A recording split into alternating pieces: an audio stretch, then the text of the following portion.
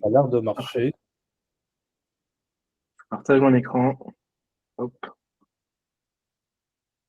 Yes. Vous me dites si vous arrivez à voir mon écran. On voit ton écran. Parfait. Bah, bonsoir à tous Good. en tout cas. Merci d'être présent en tout cas. Merci Nabil pour ton temps. Je te laisse directement en fait, attaquer le sujet parce que enfin, principalement on connaît le sujet en fait et du coup on te laisse directement attaquer le. Ça marche. Allez, on commence. Donc en fait, aujourd'hui, on va parler un peu rapidement d'infra as code, d'alternatives à Terraform et surtout notre use case là, c'est d'utiliser un peu Polomi pour voir ce que ça donne et comparer un peu les deux. Donc en fait, je me présente rapidement. Je m'appelle Nabil Echao. Je suis un DevSecFin Data Cloud Ops pour faire simple. Voilà, c'est juste pour placer tous les buzzwords, je les mets comme ça. Je travaille avec Ayman chez Servier aujourd'hui. J'ai fait pas mal de missions chez Renault. J'ai plein de clients. Voilà. Et ça fait quelques années que je fais du DevOps. Avant, j'étais développeur sur pas mal de langages. Euh, Très rapidement, c'est quoi IAC? C'est infra as code. Du moment où on dit as code, c'est que en fait, on va mettre ça dans un fichier qui est interprété par un logiciel qui va nous permettre de lancer des actions derrière. Donc, quand on parle de doc as code ou de infra as code, le but derrière, c'est de créer un machine readable definition files. Je pense que Terraform, la plupart des personnes ici, peut-être qu'ils connaissent ce que c'est, mais rapidement, ce que c'est une machine à état. Si on simplifie vraiment en une phrase, c'est un outil qui gère une machine à état qui interagit avec les API. Voilà, donc, grosso modo. C'est-à-dire, du moment où on a des API, Terraform, il peut répondre aux besoins. C'est-à-dire, il peut remplacer des curls, des scripts, un code client, peu importe ce que c'est. On peut l'automatiser avec Terraform, avec un langage déclaratif ou semi-déclaratif. Syntaxe de Terraform, rapidement, on a des ressources. C'est-à-dire, en fait, ça va remplacer un appel post ou put vers une API pour faire une action de création de ressources côté serveur et data pour faire get, pour récupérer en fait des éléments qui sont déjà créés. Euh, Juste un petit contexte rapide. En fait, partout où je suis passé, on utilise Terraform, qui est très très bien, qui répond à un besoin réel d'automatiser pas mal d'actions côté cloud ou autre. Mais au fil du temps, en fait, je vois plein de problèmes, même si Terraform il s'améliore vraiment pas mal. En fait, il avance sur pas mal de fonctionnalités. Il y a toujours quelques petits problèmes que je constate par-ci par-là, qu'on a constaté chez Servier avec Ayman et tous les autres dans l'équipe. Donc, déjà, en fait, on parle de infra as code, mais est-ce qu'on peut appeler HCL vraiment du code? Est-ce que c'est vraiment du code? J'en sais rien. Ça peut mener réellement des fois vers du code qui est assez complexe, pas maintenable, avec plein de couches, c'est-à-dire des repos qui appellent des repos, qui appellent d'autres repos, machin, etc. Euh, il parle de testing avec pas mal de frameworks, avec même maintenant, à partir de Terraform 1.6, HashiCorp a inclus un outil de testing vraiment dans Terraform même, en fait. Donc, on peut lancer des tests qui font soit des plans et on regarde ce qu'il y a dans le plan, est-ce que ça correspond à ce qu'on attend ou pas. Soit il fait un apply et on check directement au niveau de l'infra ou du serveur que nos ressources sont bel et bien là, en fait. Il y a aussi la problématique depuis quelques mois de open source, c'est-à-dire en fait Terraform, maintenant, il est plus vraiment open source, il est passé dans un mode qui s'appelle euh, available source, c'est-à-dire le code, il est là, on peut le voir, mais pour utiliser pas mal de choses, pour faire un concurrent ou autre, ça devient très compliqué parce que on n'a pas le droit d'utiliser ça en prod d'après la licence. Et c'est une zone assez floue parce qu'on ne sait pas c'est quoi la limite. C'est-à-dire aujourd'hui, la licence, elle ne définit pas de limite. Elle te dit juste, pour faire un truc business, du business avec ça, bah en fait, tu peux pas. Et après, c'est HashiCorp qui nous dit non, ne vous inquiétez pas, c'est juste pour bloquer les concurrents, mais les clients, ils peuvent faire ce qu'ils veulent. Aujourd'hui, on n'en sait rien. Donc voilà, en fait, les problèmes qui nous ont mené à faire une petite réflexion par rapport à un autre outil, peut-être regarder ailleurs, qu'est-ce qui se fait ailleurs. Donc en fait, juste avant de commencer, on parle Pulumi, mais il y en a plein d'autres. En fait, il y a Crossplane, Ansible, SaltStack, plein d'autres outils qui permettent de faire infra as code. On a juste pris là, dans ce cas-là, Pulumi parce qu'en fait, il a une approche assez différente, même si Crossplane, il a aussi une approche différente. Pulumi, ici, c'est vraiment pour se rapprocher de l'aspect code, alors que Crossplane ou d'autres, en fait, ils ont une autre façon de faire. Ansible aussi, c'est du code. Mais là, Pulumi, ça reste très proche de Terraform tout en utilisant du vrai code derrière. On va le voir après avec les exemples. Là, je vais parler de concept Pulumi. En fait, il faut savoir que là, en fait, pour cette partie, je compare réellement Terraform et Pulumi. J'espère que tout le monde ici est à l'aise un peu avec les concepts de Terraform. Mais s'il y a des questions, vous pouvez m'arrêter, aucun problème. Donc, déjà, comment fonctionne Pulumi? En fait, vous allez voir que c'est exactement la même chose que Terraform. C'est-à-dire, en fait, on a un langage, un code, en fait, chez nous ou ailleurs, sur un repo Git, qui décrit un peu l'état voulu, en fait, de notre infra ou de notre serveur. Donc, c'est l'état souhaité. Et en fait, on a un state. On a parlé tout à l'heure, quand on a présenté rapidement Terraform, d'une machine à état. C'est-à-dire, en fait, on a toujours l'état actuel. Et dans le code, on va décrire l'état souhaité, c'est-à-dire l'état N plus 1. Et en fait, la CLI, ou ici on parle d'engine, on va voir ce que c'est un engine de Pulumi après. Mais en tout cas, ici, en fait, ce qui se passe au niveau de la CLI, c'est qu'on va comparer trois choses, le state, l'état souhaité et la réalité du terrain. C'est-à-dire, en fait, le serveur derrière, qu'est-ce qu'il a réellement comme ressource. Et suite à cette comparaison, suite à ce diff-là, il va déclencher des actions de création, d'update ou de delete de ressources. Et ce qui est dit là, c'est exactement la même chose pour Terraform. Vraiment, il y a une seule différence, c'est cette histoire de engine. C'est ce truc-là, c'est vraiment la seule différence ici. On va voir ce que c'est après. Quand on regarde en fait un projet Pulumi, un projet dans le sens Git, donc un repo Pulumi, en fait, on voit qu'il y a deux choses, grosso modo. Il y a un programme qui est le code en fait qui est fait soit avec Go, Python, .NET, C#, ce qu'on veut en fait, JS. En fait, ça supporte vraiment pas mal de choses. Il y a même de JSON ou YAML. On a ce qu'ils appellent une stack. Là, on a Dev, Staging et Prod, qui est réellement représenté par un fichier YAML dans notre repo qui s'appelle pulumi.lastack.yaml. Et tout ça, en fait, ça va représenter l'état souhaité. Rapidement, ce que c'est une stack. Une stack, c'est un environnement un peu isolé. C'est-à-dire, en fait, je peux travailler sur le même serveur et avec plusieurs états différents. Et ces états-là, ça s'appelle une stack. C'est-à-dire, en fait, je ne vais pas toucher. Quand je modifie une stack, la stack dev, je ne touche pas aux ressources qui sont créées dans la stack staging, par exemple. Petite analogie rapide. Terraform, si vous avez utilisé ça, il y a la notion de provider qui reste la même chez Pulumi. Il y a les ressources qui restent exactement la même chez Pulumi. Les backends, ça s'appelle toujours backend dans Pulumi. Les data, par contre, ça s'appelle des get functions. C'est-à-dire, en fait, il n'y a pas une notion, il n'y a pas une ressource, un mot-clé qui s'appelle data. C'est juste le nom de la ressource, .get. On va le voir plus tard pour voir un vrai exemple. Il n'y a pas de notion de module puisqu'on parle de code. Ça, c'est un concept Terraform qui ne reste pas ici dans notre cas. Il y a les component resources, c'est-à-dire une petite librairie.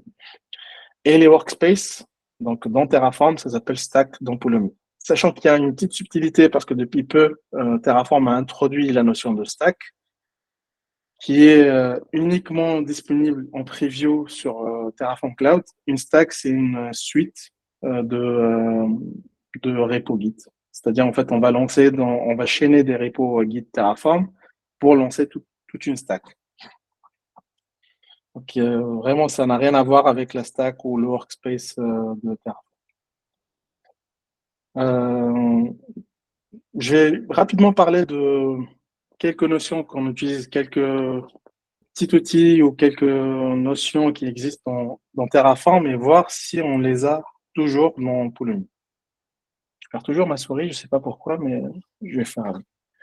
Donc en fait, les backends, on sait que avec Terraform, on a soit le backend qui est le Terraform Cloud, donc qui est payant, soit des backends du genre storage blob ou autre, donc AWS, Azure, Google Cloud Storage, autre. Ça reste la même chose côté Pulumi. C'est-à-dire on a un backend et contrairement à Terraform Cloud, là on peut le self-host qui s'appelle, je me rappelle plus comment il s'appelle Pulumi Cloud. Donc qui existe, qui est payant, mais même la version self-host, et ça c'est un truc en fait auquel je m'attendais pas. C'est-à-dire la version self-hosted aussi, elle est payante. Même si tu la déploies chez toi, ça reste le même prix. Donc c'est juste en fait une histoire d'isoler un peu, de garder tes données. Et il y a les self-managed qui restent exactement les mêmes que Terraform. C'est-à-dire AWS, GCS, Azure Blob Storage ou autre, ça va marcher toujours. Et bien sûr, il y a la partie local file system. On a toujours les workspaces, donc on peut gérer avec la CLI pour le Stack LS, init et select. C'est comme Terraform workspace select, par exemple. On peut garder la même chose. Pour faire un apply, ça s'appelle app, c'est-à-dire on va monter une plateforme.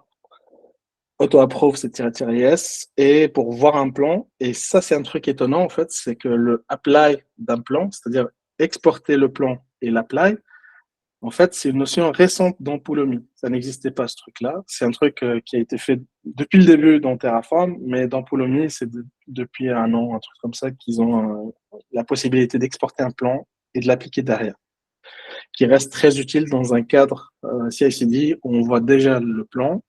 Si on est satisfait, ben, on clique sur l'apply en fait, qui sera manuel et pas un truc automatique. Il y a la notion toujours de depends on, c'est-à-dire on a deux ressources qu'on a créées, une deuxième qui dépend d'une première. On peut dire, tu crées d'abord la ressource res1 et après la res2, et ça se fait soit via depends on, comme ici, de manière explicite, soit implicitement, en fait, si on réutilise des outputs de res1 dans res2. C'est tout pareil que Terraform. Jusque-là, il n'y a rien qui change. Donc, pour faire des imports, des fois, en fait, on a créé à la main une ressource. On a après fait le code et on veut importer cette ressource-là. Dans Terraform, c'est possible avec Terraform Import. Avec Pulumi, ça reste exactement la même chose. Avec peut-être aussi, même si ça a été ajouté aussi dans Terraform, la possibilité de pouvoir le faire avec du code.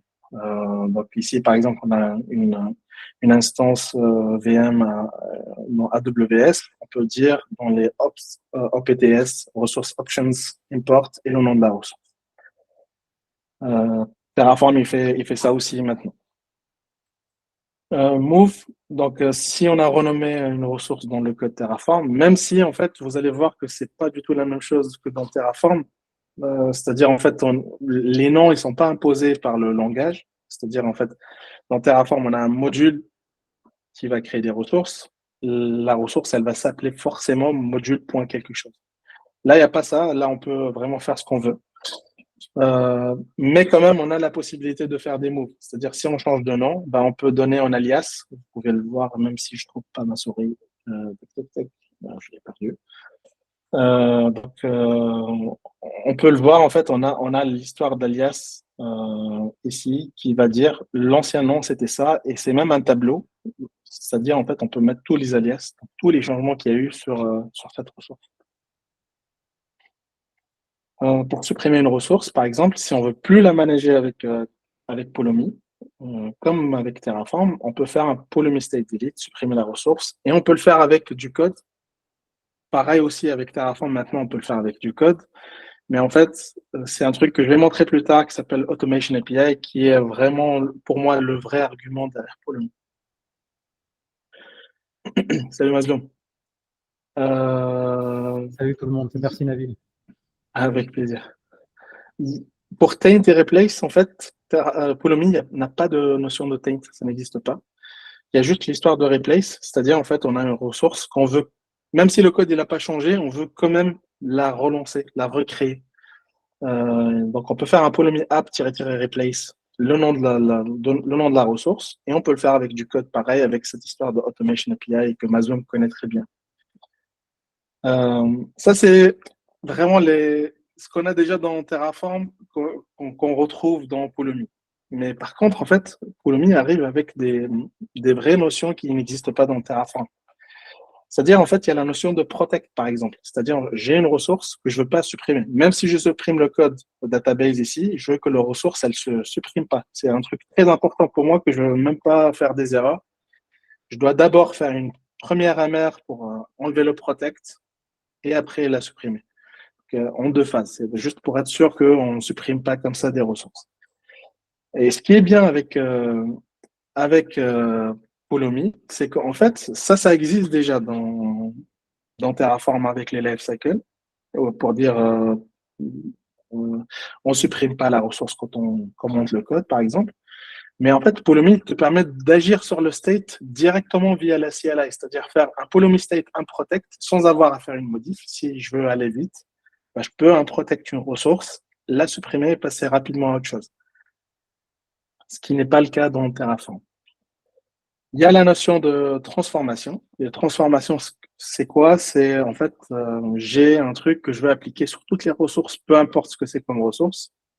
J'ai la notion de transformation, c'est-à-dire dans les options, je vais passer un truc qui s'appelle transformations égale et un tableau de transformation possible.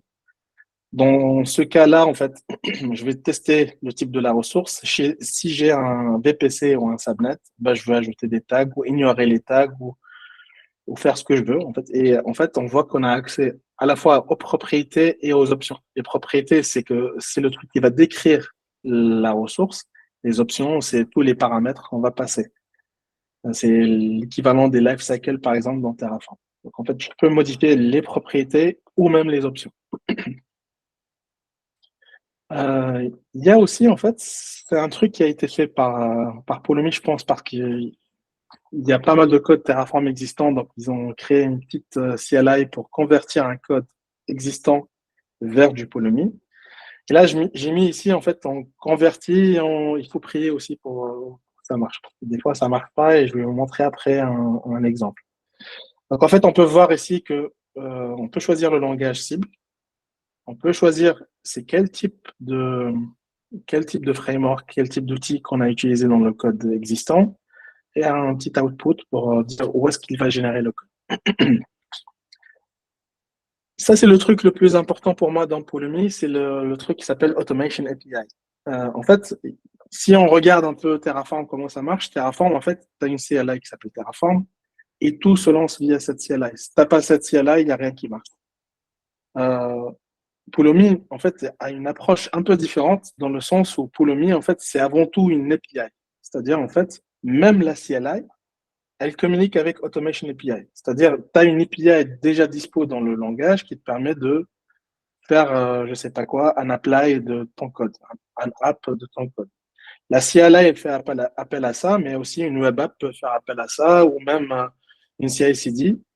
Et en fait, ça, c'est un truc vraiment différent de l'approche Terraform, parce qu'en fait, on peut imaginer des scénarios où, par exemple, on va dire, au lieu dans ma CI, de créer une infra, faire un step pour créer une infra éphémère, lancer mon code et après supprimer cette infra éphémère, par exemple, je peux faire tout d'un coup. C'est-à-dire, en fait, mon test, qui va se lancer test d'intégration ou autre, il va d'abord, en fait, faire appel à un code via l'SDK qui va créer l'infra. Une fois qu'il a terminé en success ou en failure, bah, en fait, il va supprimer l'infra. Et on peut imaginer pas mal de scénarios, c'est-à-dire une migration de base de données, par exemple. Pour tester que la migration fonctionne, on crée une base de données temporaire, on teste la migration, et une fois que c'est terminé, ben, je supprime tout ça. Il y a pas mal de scénarios possibles. Il y a même l'histoire d'utiliser, par exemple, lancer pas mal de code Terraform en parallèle. C'est-à-dire, je ne suis pas obligé de rester dans mon code, je déclenche d'autres codes. ou d'autres workspaces, stack en Pulumi. Ça donne ça à peu près en fait le code, c'est-à-dire en fait on va faire appel à automation. Ça c'est du code Python. J'ai choisi en fait de montrer que du code Python pour rester simple et un peu cohérent, mais à la base en fait Pulumi il est fait avec du JS avec TypeScript, mais Python c'est pas mal aussi. On peut voir rapidement ce que ça donne. Donc là par exemple ici je sélectionne un local workspace et je lance un delete d'une ressource en auto-approve et ça va me supprimer la ressource. Donc là, on a vu en fait un peu les fonctionnalités de Terraform, Pulumi et un peu ce qu'apporte un peu Pulumi par rapport à Terraform. Mais est-ce qu'en fait, si je suis dans une organisation qui existe déjà, c'est-à-dire j'ai plein de codes Terraform, est-ce que je peux faire marcher les deux? C'est-à-dire je crée un repo Terraform qui sera peut-être utilisé dans un repo Pulumi ou inversement. En fait, par défaut, Pulumi, il est capable de lire un state Terraform. C'est-à-dire, il n'y a rien à faire. On a directement importé un truc qui s'appelle Pulumi Terraform, qui fait partie de Pulumi. Et j'accède directement au state. Donc, je peux lire, par exemple, une variable qui s'appelle le VPC. Et derrière, je peux créer la VM qui va se connecter sur ce VPC-là, sur le network.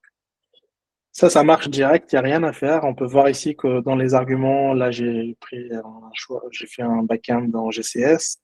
J'ai le bucket, le préfixe, le workspace. Je peux tout sélectionner et peu importe le backend, je suis capable de récupérer ça, même les backends Terraform Cloud. Hop. Donc, yes. Il y a aussi en fait un autre truc qui a été fait par Pulumi, c'est-à-dire en fait, Pulumi il arrive avec un peu de retard. Terraform il a plein de providers, il est capable de communiquer avec tout et n'importe quoi, avec GitLab, avec les GCP, avec tout. Donc, en fait, pourquoi ne pas utiliser tous ces providers-là pour faire simplifier un peu la vie des gens qui vont faire du Pulumi? Et là, en fait, ils ont créé une notion de bridge. C'est-à-dire, en fait, Pulumi, il y a une petite librairie, en fait, qui va un peu faire le bridge, faire le pont entre Pulumi et les providers Terraform. Ils disent que c'est simple. Il y a une vidéo que je vais peut-être partager avec vous si vous voulez, mais en fait, dans la vidéo, ils disent que c'est très, très simple de faire ça. La documentation, elle n'est pas du tout simple. Dans la vidéo, ça paraît simple, mais la documentation, c'est un peu hardcore. Donc, j'ai pas pu tester ça, mais je vous invite vraiment à regarder comment ils font ça. Là, en fait, on a parlé de Pulumi qui accède à Terraform, mais l'inverse, est-ce que c'est possible ou pas? Bah là, ça devient un peu plus compliqué. Il y a un provider qui a été fait par des personnes qui ont eu ce même parcours que moi. Donc, ils ont créé d'eux-mêmes en fait un petit provider qui permet en fait à Terraform de lire un state Pulumi, qui n'est pas vraiment maintenu. Ça fait 2 ans qu'ils l'ont pas mis à jour. Mais en fait, au final, quand on regarde en fait ce provider-là, en fait, réellement, il y a juste une seule ressource qui est une ressource data. Il n'y a qu'un seul truc dans tout le provider qui va juste faire un curl avec un token. Et récupérer le state. Et après, tu te débrouilles avec ça. En fait, réellement, on n'a pas besoin d'un provider pour faire ça. On peut faire un provider curl auquel on passe un petit token. Et après, en fait, on utilise ce provider curl avec un petit get pour récupérer en fait l'état de notre application Pulumi. C'est-à-dire, en fait, ça reste faisable même sans provider.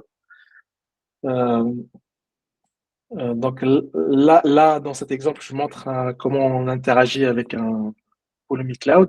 La même chose reste valable si on a un backend de type GCS ou autre, de type Storage Blob ou AWS S3.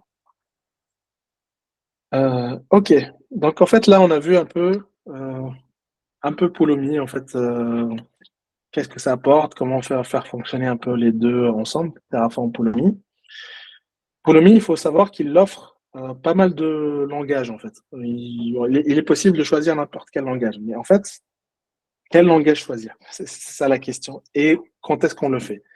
En fait, là, je dis bien que ça reste mon avis personnel, donc c'est pas tout à fait. Il faut pas le prendre, il faut tester, il faut voir ce que ça donne réellement. Mais moi, en fait, je pense qu'il faut vraiment que notre code, il y aura pas, il faut pas avoir un code Terraform qui va dépendre de notre repo Pulumi.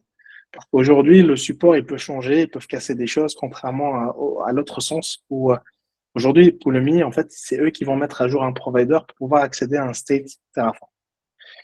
Et je dis aussi, il faut choisir en fait un truc où on a déjà un provider, il ne faut pas s'amuser à utiliser ce bridge parce qu'à mon avis, c'est pas aussi simple que ce qu'on pense. Après, en fait, il faut choisir un langage et ça reste pareil. Hein, c'est quel langage utiliser. En fait, moi, j'ai fait un seul test de Pulumi pour info que je vais vous montrer en fait après. Et je vous parle de cette expérience avec ce test-là en particulier. C'est-à-dire, en fait, je suis quelqu'un qui adore le Go, mais là, vous allez voir que j'ai dit que j'ai pas aimé l'expérience avec Go. J'ai détesté ça.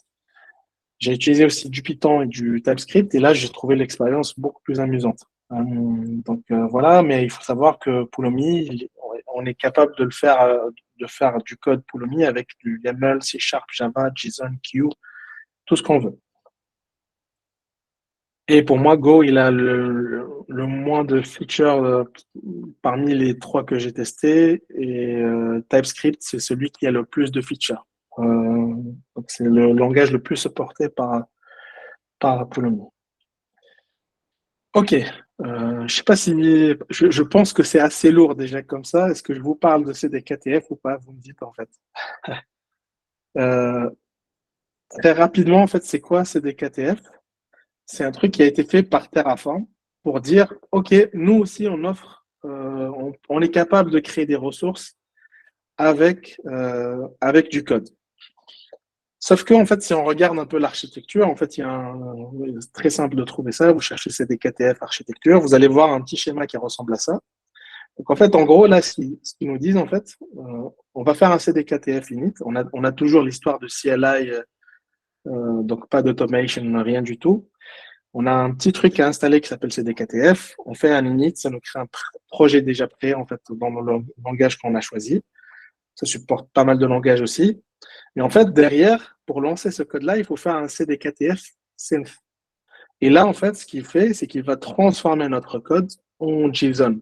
Ou JSON ou HCL, c'est la même chose. C'est-à-dire, en fait, il va transformer notre code vers un code compris par la CLI Terraform et derrière, ça lance la CLI Terraform. C'est-à-dire, en fait, c'est pas vraiment un langage indépendant, ça va juste transformer notre code vers du Terraform. C'est tout ce que ça va faire et après, ça devient du Terraform classique.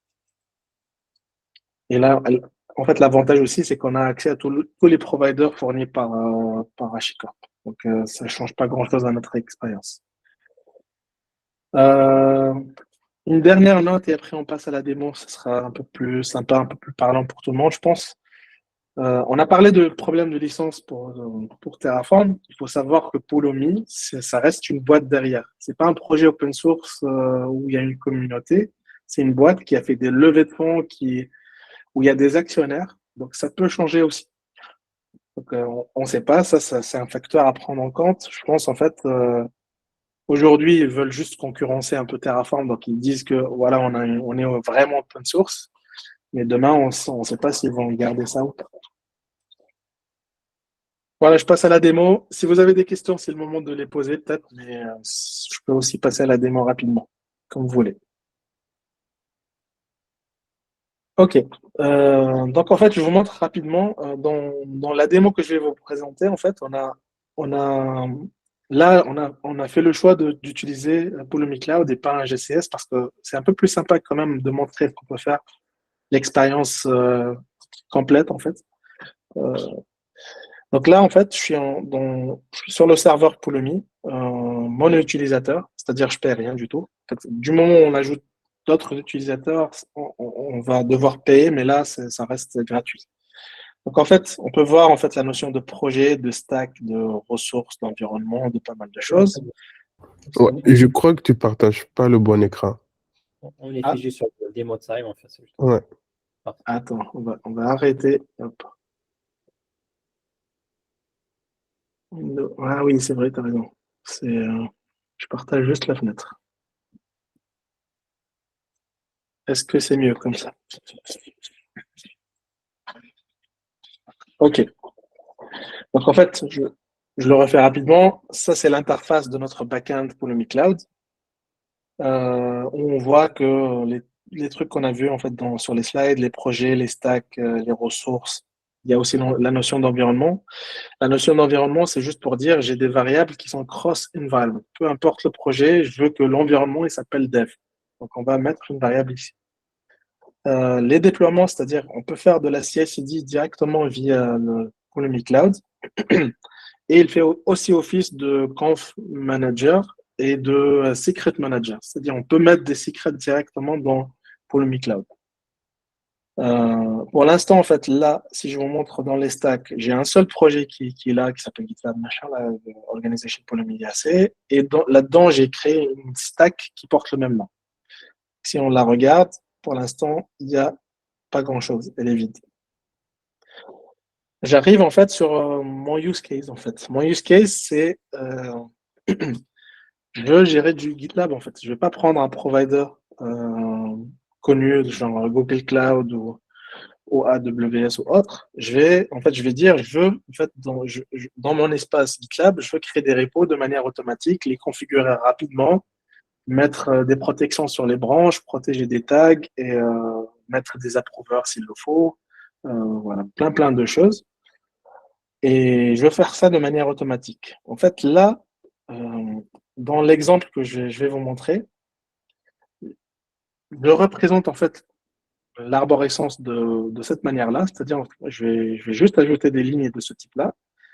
Il y en a qui connaissent ça, qui travaillent chez Servier, ils connaissent très bien ça, mais là, c'est la même chose en Pulumi. Donc en fait, en gros, on va mettre un path avec un folder, subfolder, projet. Et le code, il doit être capable en fait de lire tout ça, construire l'arbre en mémoire de ce truc-là, et en fait derrière générer les ressources côté GitLab. Pourquoi je parle d'un arbre? Parce qu'on peut voir ici que il y a pas mal de lignes. Ben, par exemple, toutes ces lignes-là, en fait, ils ont un parent commun qui est folder 1 et subfolder A, par exemple. Donc, l'arbre, il va bien représenter ça sans dupliquer les ressources. Et en fait, je dois être capable aussi de passer quelques paramètres pour certains des repos. Par exemple, lui, je veux lui ajouter une petite description et dire que, je sais pas quoi, il a tel ou tel approval. Le code, rapidement, il ressemble à quoi? Il ressemble un peu à ça. Je vais juste fermer ça. On voit bien qu'on utilise du Pulumi Python. On a quelques petites classes en fait du type approval rules. Les SAML links, ça c'est une notion GitLab, mais on s'en fout un peu pour l'instant. Les settings pour chaque type de ressource, les project settings et les folder settings. Groupe en fait dans GitLab, c'est un folder. Et après, en fait, dans mon code, je vais, avant de commencer à lancer toute la partie création des ressources, donc l'équivalent de ce que fait un Terraform par exemple, je veux quand même travailler un peu en fait l'input. C'est-à-dire j'ai un input qui est un peu flat, c'est-à-dire des lignes avec des paths différents. Je veux le transformer en fait de telle sorte d'avoir réellement un arbre en mémoire. Et pour faire ça, en fait, on va lire le fichier YAML et on va passer ça à un build tree qui a été créé ici en fait. Et c'est là où on voit la différence avec un Terraform. C'est-à-dire avec un Terraform, on a juste des variables locales qu'on ne peut pas débugger, qu'on ne peut pas tester, on peut même pas déclarer des variables. Donc en fait, si on a une boucle et que dans la boucle, j'utilise la même fonction, je suis obligé de retaper toute la fonction, ça marche. Je ne peux pas créer une fonction intermédiaire qui me facilite un peu la vie. Là, c'est complètement différent. On a une vraie expérience développeur. Donc en fait, on a notre arbre qui est créé ici avec des fonctions réutilisables qu'on voit ici. Et avec même un test unitaire et même avec un debugger. C'est-à-dire, en fait, là, on voit avec ce test unitaire que si je touche à quelque chose, ben, je vois directement que ça vient de l'arbre et pas de Pulumi. Et après, en fait, une fois qu'on a l'arbre, ça va juste faire un petit parcours d'arbre. Donc, en fait, je crée le parent, je passe au children, je crée les children, je passe au children de manière récursive. Et déjà, ça, dans Terraform, c'est un défi. De faire ça avec Terraform, c'est un vrai défi parce qu'il n'y a pas la notion de récursivité. On regarde rapidement, en fait, le code. Parce que jusque-là, on a parlé de Pulumi, c'est bien, mais on a montré aucun exemple de code Pulumi. Donc, en fait, pour créer une ressource dans Pulumi, c'est vraiment du quasi déclaratif, en fait. C'est-à-dire, ça, c'est un projet. C'est un projet, on lui passe des propriétés. Ça, c'est le nom en fait de la ressource. Donc, c'est le truc représenté dans le state. Et après, le reste, c'est juste des paramètres, dont le name, namespace, est-ce qu'on merge si la pipeline s'excite ou pas, si on initialise avec un readme, si le truc il est archivé ou pas. Et juste en fait au niveau des options, on va dire, toi, en fait, telle ressource, elle a tel parent. En fait, chaque ressource, elle est consciente du parent. Et c'est juste des boucles après. Ça reste assez simple à lire, assez simple à débugger. Vraiment pas très, très difficile. On a parlé aussi de getter functions pour récupérer, lire des datas. Bah, c'est ça, en fait. C'est des get avec un petit nom, en fait, qui va nous permettre de récupérer la ressource. Pour lancer ça, bah, en fait, c'est un Pulumi app. Je vous ai montré, je pense, le repo GitLab qui est vide. C'est un petit refresh. Hop. Voilà, en fait, je lance mon truc là avec un auto-approve. Il y a même en fait dans les outputs, je trouve que c'est intéressant pour le dans le sens où en fait on voit directement un truc, un arbre en fait. Il est vraiment représenté là. On voit le folder qui s'appelle folder 1, qui est le parent de subfolder A1. On le voit bien représenté même au niveau de la CLI. Et après, on a les projets. Pour chaque projet, on a des protection, branch protection et tag protection. Ça, et on a les outputs. Il est en train de créer mes ressources. Ça fait longtemps que je ne l'ai pas lancé, donc c'est normal de voir les creation fails là. Mais réellement, il va passer. Je l'ai testé juste avant, ça marche très bien. J'attends juste qu'il termine. Voilà, c'est bon.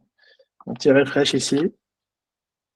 Et on retrouve bien en fait nos folders, subfolders, les projets et les folders. Voilà. On a tout ce qu'on a décrit dans notre code, on le retrouve ici.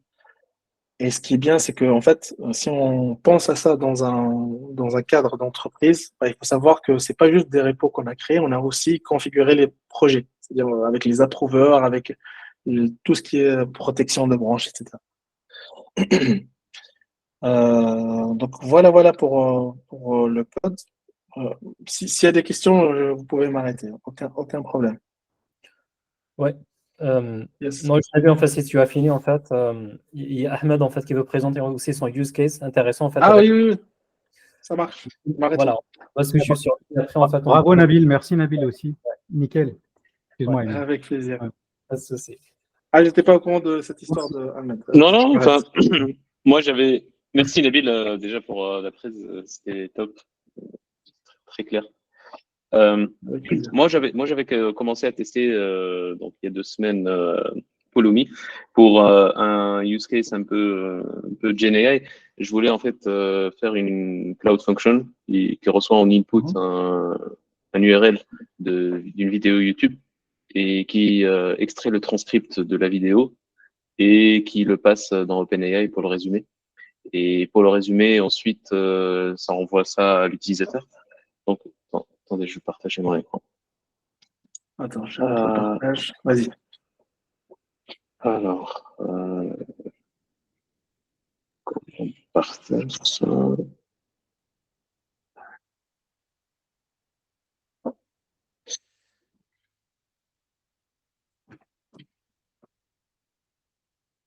Vous arrivez à voir VS Code si je partage là? Cela, c'est mon. Je sais pas si c'est VS Code, ça. C'est Excalibur.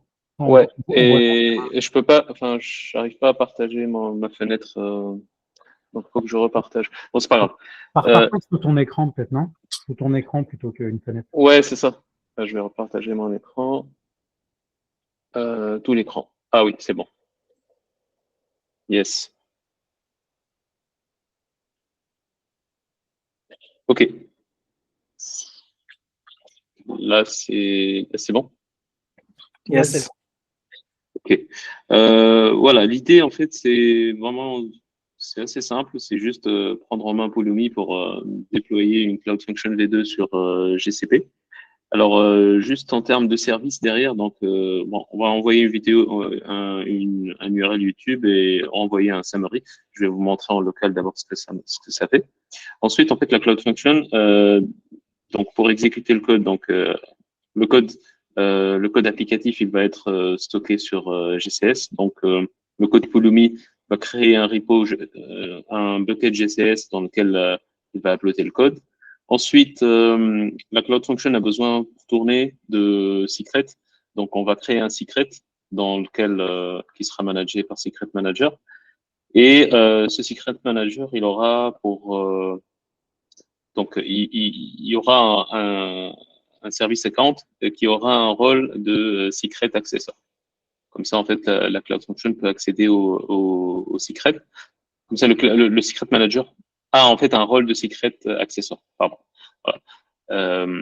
Donc globalement, c'est ça. Et en fait, quand on fait tourner ça, ça marche pas. Parce qu'en fait, la nouveauté avec Cloud Function et deuxième génération, c'est que c'est managé derrière par du Cloud Run. Et en fait, pour que ça marche, il faut attribuer le rôle invoker au Cloud Run. Globalement, c'est ça. Donc la structure du code, bon, c'est simple. On a juste rapidement, on a la structure du code qui est dans function ici. On a le main qui définit le code Pulumi, et on a la stack qui est définie. Donc là, la stack, c'est mon projet, la région. Dans Pulumi YAML, j'utilise GCS comme state.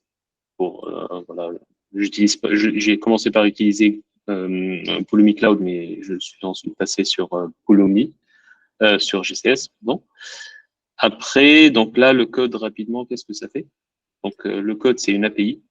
Si elle reçoit en fait l'écho des requêtes POST, elle va récupérer l'URL et potentiellement des instructions supplémentaires à ajouter au prompt. Mais bon, si c'est non, ça fait rien. Et après, ça summarize YouTube vidéo. Bon, summarize YouTube vidéo, ça va récupérer d'abord le transcript de la vidéo. Donc le transcript de la vidéo, c'est une fonction qui va récupérer en fait le texte associé à chaque segment dans la vidéo et va regrouper le tout. Ensuite, on a get YouTube title. Je récupère la vidéo, le titre de la vidéo. En fait, ça, potentiellement, c'est intéressant parce que le transcript, parfois, il peut avoir des erreurs de typo. Et en fait, quand je récupère le titre, que je l'ajoute dans le prompt, en fait, ça donne à LLM moins de chances de se tromper. Parfois, il se corrige lui-même. J'ai fait des tests, en fait, quand je lui fais passer une vidéo qui parle de Pulumi. Pulumi, pour lui, il connaît pas, en fait. Du coup, il l'orthographie bizarrement. Mais quand je lui ajoute le titre qui parle de Pulumi, qui l'orthographie correctement, là, en fait, ça permet d'ajuster le résultat. Donc là, je récupère le titre. Et après, j'ai défini, donc j'appelle OpenAI avec la clé, donc OpenAI, et je crée un prompt. Là, le prompt, je dis, voilà, tu dois me résumer, en fait, cette vidéo avec ce transcript et potentiellement des instructions supplémentaires. Et enfin, je prédis, donc je passe le prompt LLM, je prédis, donc le résumé. Et à la fin, je vais renvoyer donc ce payload-là, URL, title, summary, transcript. On peut faire tourner ça en local avec Function Framework. Ça permet de débugger. Donc, si on fait tourner ça en local, je vais passer Postman ici. Alors, Postman ici, je vais lui dire, je vais prendre cette vidéo. Cette vidéo qui parle de, voilà, Pulumi Crash Course. Voilà, ça parle de Pulumi, en gros. Et là, je vais passer donc cette vidéo. Et là, en fait, voilà, il me renvoie le résumé. Il me renvoie le résumé, le titre, le transcript global. Et là, en fait, je peux ajouter ici additional instruction, par exemple, answer in French. Et là, j'espère que il va me répondre correctement, on va dire. Et voilà, ça, et voilà, il me répond en français. Plus ou moins. Bon, là, en fait, on va aller sur le code plutôt, donc, Pulumi. Alors, Pulumi, il est là. Premièrement, on va créer un bucket, le bucket sur région EU. Ensuite, je vais créer l'archive donc Python zip qui va contenir mon code. Donc ça, c'est première chose. Ensuite, je vais créer le secret. Donc le secret, donc je l'appelle OpenAI Key. Et là, en fait, je le load depuis une variable d'environnement avec .env, donc il est là, et je lui attribue une version. Ensuite, je vais créer un service account. Le service account, je vais l'appeler Summarizer Service Account. Et après, je crée. Donc là, je fais en fait, j'attribue au Secret Manager la policy, le rôle accessoire du service account. Après, je ne sais pas si je fais ça correctement. Donc, vous me corrigez s'il y a des anti-patterns ou des. Non, non, c'est bon. Ouais. Du moment que ça marche, c'est bon. Ouais. Après, je définis la cloud function. Donc, la cloud function, donc resource name, location, build config. Donc là, je définis le main entry point de la fonction, le runtime, la source, le source code sur GCS. Et après, donc ici, pour la partie service config, la mémoire, l'accessibilité ingress, timeout. Et là, important, je définis les variables d'environnement que je veux loader depuis le Secret Manager. Donc là, j'ai l'acquis OpenAI ici, etc. Et dernier truc avant que ça marche, pour que ça marche, c'est en fait, quand on crée la Cloud Function, il y a un service Cloud Run qui lui est associé, qui porte le même nom. Et là, en fait, je fais un IAM binding sur ce service-là avec un run, un rôle run en invoker. Alors, comme toujours, il y a un effet démo et je vous assure, ça a marché avant. Donc là, j'ai fait des destroy, hop, ça n'a pas marché. Je sais pas ce qui se passe. Bon, je suis en train de débugger. Donc là, tout à l'heure, ça c'est un On te croit. polymy. Ouais. Alors, je fais un polymy up. Donc ça me fait tout. Et en fait, j'ai débugué. Et le truc, c'est que ça upload un fichier vide à la place, au lieu d'uploader le fichier, le code.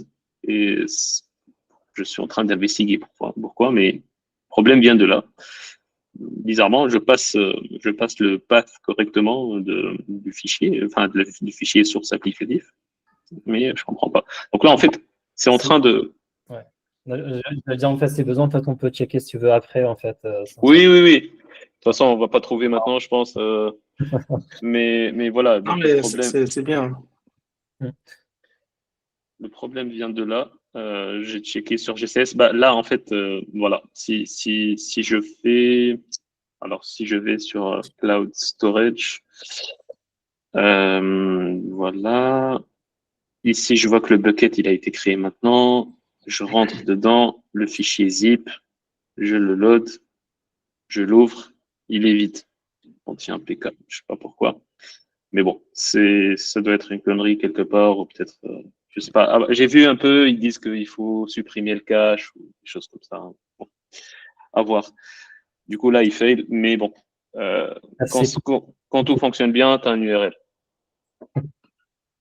Mais en fait, si tu veux, on peut regarder ensemble quand tu veux. Ouais, bah, je suis chaud. Ouais. C'est Voilà. pas mal du tout. Juste une question par rapport à la taille de. Par exemple, si tu as une vidéo qui dure 2 heures, est-ce que ça te fait quand même le truc ou pas? Alors, normalement, ça va péter côté. En fait, ça récupère le texte instantanément parce qu'en fait, il n'y a pas de call API pour transcrire le texte. En fait, j'utilise la transcript API de YouTube, qui en fait, YouTube déjà automatiquement aujourd'hui génère des transcripts pour toutes les vidéos. Donc moi, je me plug à cette API et je récupère le transcript. Après, là où ça va fail, c'est quand je vais appeler le LLM parce qu'il y a une context window. Bon, le LLM, on va ne pas dépasser en termes de token. Donc ça va cracher là-dessus. Après, il y a des LLM aujourd'hui qui permettent de gérer plus de contexte. Donc bientôt, il y aura plus de soucis. Mais bon, après, j'ai pas trop géré ça, mais on peut gérer ça côté envoi de la fonction.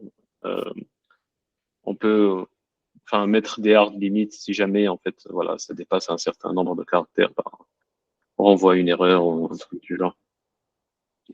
Ok, très très clair.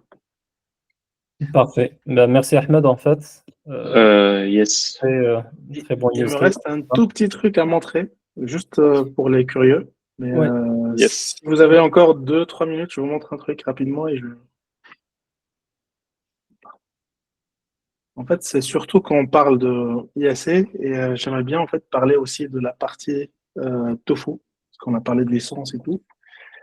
En fait, je ne sais pas si vous avez suivi en fait depuis que le changement de licence, il y a eu un fork de Terraform. Et du coup, en fait, les gens ils ont créé un truc qui s'appelle OpenTofu, qui est maintenant en JA, en fait, General Availability. C'est-à-dire, en fait, que maintenant, on peut vraiment l'utiliser. Et en fait, il y a un truc pas mal que j'ai vu ici, en fait, quand ils ont fait l'annonce, ils parlent de migrer. En fait, ils disent que c'est un drop-in replacement. C'est-à-dire, en fait, on peut changer juste le binaire et notre code, on change rien dans notre code. Mais en fait, ils parlent aussi d'un truc de migration. Et ça va plaire à Ayman, je pense. Dans les steps, step 0, prepare a disaster recovery plan. C'est-à-dire, en fait, si t'as pas ça, tu vas pas continuer. Ok. Mais en tout cas, en fait, le deuxième truc, pardon? J'ai dit, en fait, ils ont mis ça en étape 0. Donc, voilà. C'est ça. Il y a aussi un petit outil qui s'appelle OSS Insight, en fait, qui permet de comparer deux repos GitHub. Donc, on a Terraform et Pulumi. Et ça, c'est la partie, en fait, Stargaze, en fait, c'est-à-dire les étoiles, en fait, sur les repos. On voit bien l'évolution des deux. Mais en fait, ce qui m'intéresse là-dedans, on voit les Stargazer, machin, etc. En fait, ce qui m'intéresse, c'est les entreprises et les issue creators, en fait. Et si on regarde, en fait, qui s'intéresse, qui va créer les issues côté Terraform comme côté Pulumi, on peut voir que il y a du Microsoft côté Terraform, mais il y a aussi du Microsoft côté Pulumi. Il y a du Google côté Terraform, il y a aussi du Google côté Pulumi. On a AWS dans les deux. On a du Oracle, on a du Snyk, on a pas mal de boîtes en fait qui s'intéressent aux deux. C'est ça surtout que je voulais montrer. Et aussi, puisqu'on a parlé de OpenTofu, pareil pour OpenTofu, on voit déjà que c'est déjà populaire, même si c'est tout récent. Et on peut voir aussi au niveau de Issue Creator qu'on a du Canonical, par exemple, qui est là. Donc, voilà, et du SAP aussi. Il y a pas mal de boîtes qui s'intéressent à ces trucs-là. Voilà, c'est tout ce que je voulais montrer. Ouais, merci beaucoup, Nabil. Enfin, c'est très intéressant. Et après, Avec plaisir. je ne sais pas en fait, si vous avez des questions en fait, à poser. Il y a Mehdi, en tout cas, qui a posé une question sur on peut dire sur les choses concrètes, en fait. Parce que c'est vrai, en fait, aujourd'hui, c'est vrai, en fait, on parle de Pulumi, en fait. Mais est-ce qu'aujourd'hui, en fait, il y a des entreprises qui l'utilisent en fait en production?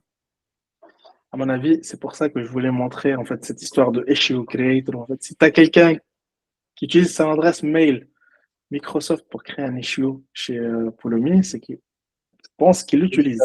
D'accord, ok. Après, si vous voulez en fait un avis par rapport à ça, en fait, je pense que Terraform, ça reste le truc le plus utilisé. Ouais. Mais dans certains cas où on a besoin de cette partie automation, ce truc-là, il est unique. La partie automation, c'est-à-dire pouvoir lancer depuis ton code en fait la création de ressources, peut-être éphémères ou pas. Ça, c'est unique à Pulumi aujourd'hui. Il y a aucun autre outil qui permet de faire ça. En fait, pour rebondir un petit peu, ouais, je pense que pour des outils as a service, je pense que Pulumi peut être intéressant parce que il t'offre un peu plus de puissance dans le code, tu vois. Par Ouais. exemple, comme dit Nabil, je pense que Terraform est le plus utilisé sur la plupart des use cases.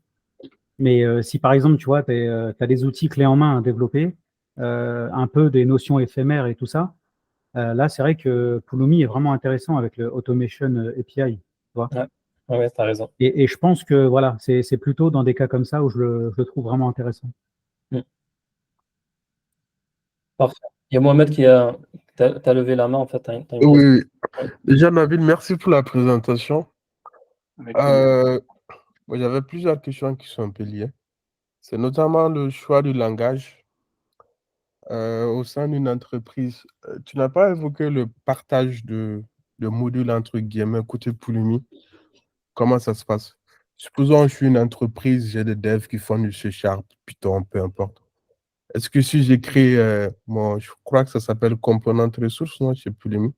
Est-ce que si ça. je l'écris en Python, je peux le partager à des gens qui font du Pulumi en TypeScript, par exemple? Honnêtement, je pense pas. J'ai pas testé, honnêtement, pour te dire, parce que nous, en fait, l'exemple qu'on a fait, c'est vraiment ce que j'avais montré là, et on n'a pas poussé plus loin. Mais honnêtement, je pense pas que tu peux le faire. Ou bien via des mécanismes inter-cross language, en fait, qui existent déjà. Mais honnêtement, je pense pas. Mais si tu connais ou si quelqu'un peut-être ici présent l'a déjà testé, bah, preneur d'un avis là-dessus. Ok. Mais de ce que je vois, ça reste en fait un truc, en fait un langage. En fait, on oublie à un moment qu'on fait du Pulumi. On passe à un esprit de tu fais un langage et tu partages une librairie. C'est-à-dire en fait, pour moi, même dans une entreprise, en fait, une librairie c'est pour un langage. Si tu fais du cross-langage, bah, tu perds cette notion de librairie ou tu refais ça. Ouais, ça se comprend. Penses-tu pas que ça, c'est un gros frein dans certaines entreprises pour Ça peut être un ceux qui frein, mais ça utilisent peut être. Pulumi? Parce que chez nous, il y a à peu près, allez, peut-être 400, 500 développeurs. Il y a du C#, il y a du Go, il y a du Python, il y a du Rust, il y a tout. Au moins, avec Terraform, il y a un terrain d'entente commun. Oui. Certes, c'est pas le langage le plus évolué qui soit, le HCL, mais au moins, tout le monde peut contribuer au module assez facilement, quoi. Tout à fait d'accord. En fait, c'est pour ça même, en fait, cette présentation, je l'avais déjà faite chez Servier. En fait, j'ai dit, en fait, si on est déjà satisfait par ce qu'on a dans Terraform, pas besoin de changer. En fait, l'idée là, c'est de prendre les trucs les plus complexes et d'essayer de les simplifier et de les rendre un peu plus maintenables, en fait. Et dans ce cas-là, je pense pas qu'on va s'éparpiller, utiliser 50 000 langages. Même en fait, si on utilise pour les applications plein de langages, ça ne veut pas dire qu'on ne peut pas se mettre d'accord sur un langage pour l'infra, qui reste lisible par tout le monde en fait. C'est comme ce qu'on a fait avec HCL finalement. En fait, on s'est mis d'accord que Terraform c'est là le standard. On va tous l'apprendre. C'est pas un problème. Ouais. Je pense pas que c'est ça qui. Vas-y. Ouais. Donc, je veux dire peut-être aussi sortir du modèle en fait Spoke and Hub en fait dans le langage. Enfin, c'est-à-dire il n'y a pas une équipe en fait qui gère tout, mais ça sera en fait chaque équipe en fait crée son propre environnement. Et je pense là en fait les équipes en fait ils peuvent choisir le langage en fait. Ouais, mais Aussi. cela a des limites si tu veux standardiser. Comment tu vas faire? Oui, Tu je vas suis écrire le en fait. même module dans 4 ou 5 langages? Ouais, ouais. Mais c'est une très très bonne question. Tu as raison complètement. Je pense pas que c'est ça qui freine les gens aujourd'hui. Je pense surtout qu'on a un truc qui répond à 95% de ce qu'on veut faire. Et du coup, c'est très difficile de sortir de ça et de convaincre en fait une entreprise de changer ou de passer sur un autre truc en plus. Je pense que c'est surtout ça en fait qui bloque un peu les gens, plus que parce qu'en fait un langage, on peut se mettre d'accord sur un langage et c'est ça qui qu'on utilise. Ok, merci. Avec plaisir.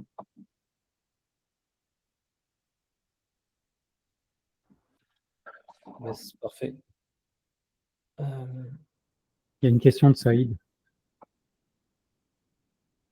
Pulumi Terraform. Est-ce que Pulumi peut changer un state TF en cas de mise à jour par Pulumi d'une ressource déjà créée par TF? Ah, là, il dit en fait, c'est l'interaction en fait entre Pulumi et Terraform. En fait, est-ce que Pulumi en fait peut changer un Terraform state si la ressource a été déjà créée par Terraform? Yes. En fait, juste un truc. Déjà, avant de répondre, en fait, les states Pulumi Terraform, ils n'ont pas du tout le même format. Ça ressemble pas, en fait, c'est un JSON, mais c'est pas du tout la même chose. Et même si c'était la même chose, c'est très dangereux de faire ça. Dans le sens où, en fait, si on fait ça, c'est qu'on a deux identités qui vont écrire sur le même fichier. Et ça va toujours créer des problèmes. C'est-à-dire, il faut toujours avoir une seule identité qui écrit et plein d'autres qui vont lire. Et voilà. Mais en fait, c'est pas possible de le faire, en tout cas avec Pulumi pur, mais avec du code, on peut tout faire. Mais avec juste du Pulumi, on peut pas le faire. sais pas si ça répond à ta question, Saïd. Ouais, parfait, en fait, tu as raison, effectivement. C'est cool. Est-ce qu'on a d'autres questions à prendre? On a débordé un petit peu. Peut-être il y a une dernière question Non. à prendre et après.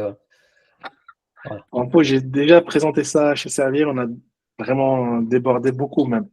Non, mais c'est cool, c'est intéressant en fait. J'aime bien en fait la façon dont tu as présenté le sujet. En fait, il y a une comparaison entre l'existant déjà, et ça permet en fait de voir en fait les bons et les mauvais côtés des choses aussi. Hein.